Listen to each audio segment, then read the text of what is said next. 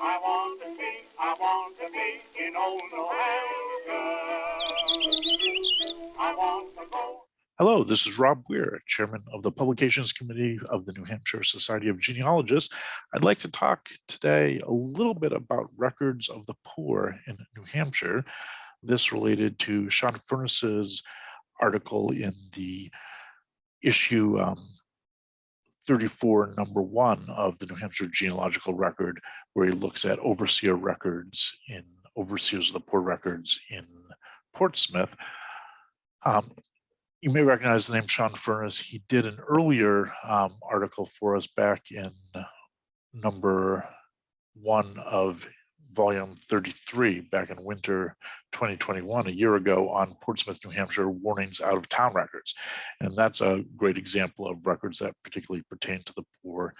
And I'll refer you to that one for warnings out of town records. I want to talk today about other types of records that you might see. So obviously, if someone's poor, they're probably not showing up in land records as buying or selling records if they don't have any money. They probably don't have an estate that's probated. They might even, not necessarily showing up in a lot of vital records. In order to register a birth, in an early New Hampshire, you had to pay a fee to the town clerk to do the registration.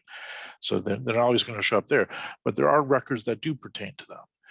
And the important thing to realize is that in the early years of New England, there were no specialized institutions, specifically institutions for the care of the indigent.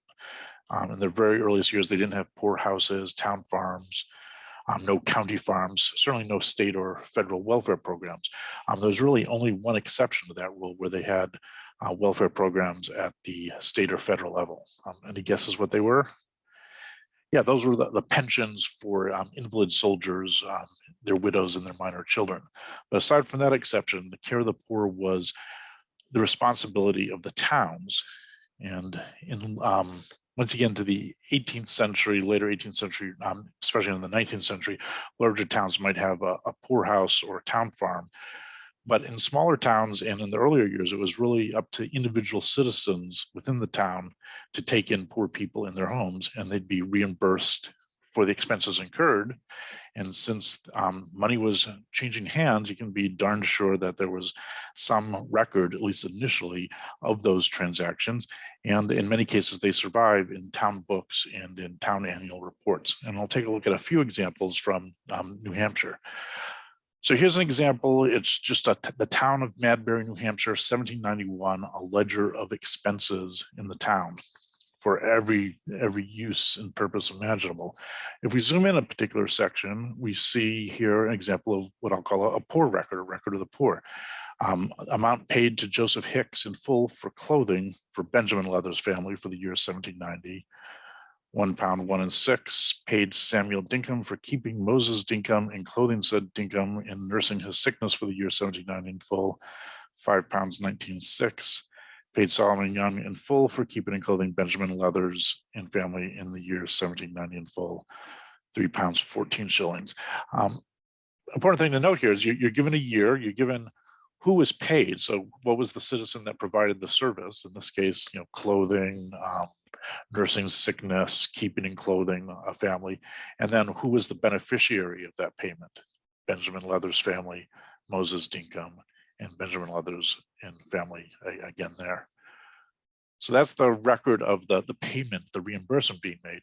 You can also find, if you look in town meeting records, the minutes of town meetings, you can find out how this was often initiated, how this relationship was made.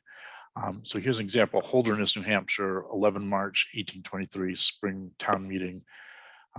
Blown up a section here, voted that Abigail Evans and Widow Stewart be set up at auction and struck off to the lowest bidders. Doctor's bills accepted. Abigail Evans was set up and struck off to Abner Willoughby at 67 cents per week. He'd be in the lowest bidder. And Widow Hannah Stewart was set up and struck off to Robert Smith at 29 cents per week.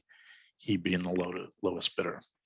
So back to what I said at the beginning, there was no institutional support. There were no poorhouses, poor farms in the earliest years, in this case 1823 in New England, but it was the responsibility of the town to take care of the poor. And you can see a common practice was to have an auction, essentially auctioning off the care of the poor and awarding it to the lowest bidder. And you can see that the price isn't the same. I mean, Abigail Evans was 76 cents per week. Widow Hannah Stewart was 29 cents a week, far less. So it's possible at town meetings that, people knew by reputation and knew what amount of care a given person would take, and they bid accordingly. As we get later, especially towards the Civil War and after the Civil War, we started getting printed annual reports by the towns. And these can be a great source of records. In this case, reports specifically look for reports of the overseers of the poor. And just as we saw in the town record books, you're going to get two names often. You're going to get who was reimbursed and for whose benefit the funds were expended. So here we see a number of people receiving payments, paid by town of Campden, care of LaForest Mitchell, $36.08. Dr. Worthen paid for the care of Ira Cox, $6, Lewis Galt, etc. So you can get information there. Sometimes you get more information, and some of it's contextual, is kind of putting together bits of information and seeing how they make sense in context to tell a larger story. So here's town of Dover, before it was a city. So the town of Dover, 20 February 1852, support of poor out of almshouse. And they're saying who was paid, Paul Burley, et cetera, Dunn and Ferber, and what were they paid for. Down here we see Charles A. Tufts, July 30th, and that would be 1851. This is the year ending February 20th, 1852. Don't ask me how February 20th makes sense as a fiscal year, but there it is. So if they're talking about July 30th, they're talking about the previous year, so 1851, July 30th, paid for leeches for J.M. Estes. Obviously back then, leeches being used for medicinal purposes. Not that effective, because you can see that Isaac Adams on October 2nd, 1851 was paid a coffin for J.M. Estes. So just looking at these records here, even though this town report doesn't explicitly give the date of death for J.M. Estes, you can be pretty sure it was bracketed between July 30th and October 2nd, 1851. And you'll get that out of the support of poor out of the almshouse. Sometimes, and I've seen this especially in Concord, so this is Concord Annual Report 1871, they give the nationality of the people who are being supported by the city. So Mr. James Flynn, Irish, Leander C. Barnes, American, how much they paid. That can be an important clue in your research. In some cases, you get quite a bit more information. So this again is Dover, 1849, poor at almshouse. They're giving the ages of the people who are supported there. That looks like two sisters, Ellen and Mary Mayalua. In some cases, those who died in the poorhouse, you're given their age at death as well as the exact date of death. Very valuable information when you think of it. This is 1849, so this is the year before the 1850 census. So you're getting kind of full name information here in ages, before the 1850 census, and you're getting death records. You might think I already have death records, but remember, a statewide collection of death records didn't really happen until 1866 and later. Dover's town hall burnt down. We lost all our earlier, burnt down in the 30s, 1930s. So we lost our earliest copies of our vital records. So something like this will give information that you might not easily find available anywhere else. So that's a little quick review of some records we have in New Hampshire pertaining to the poor. Definitely look into it.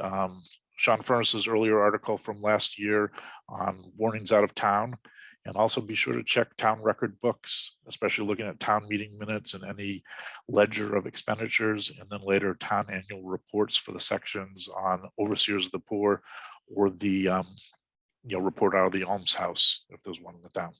So good luck in your research. I'll talk to you all later. Bye.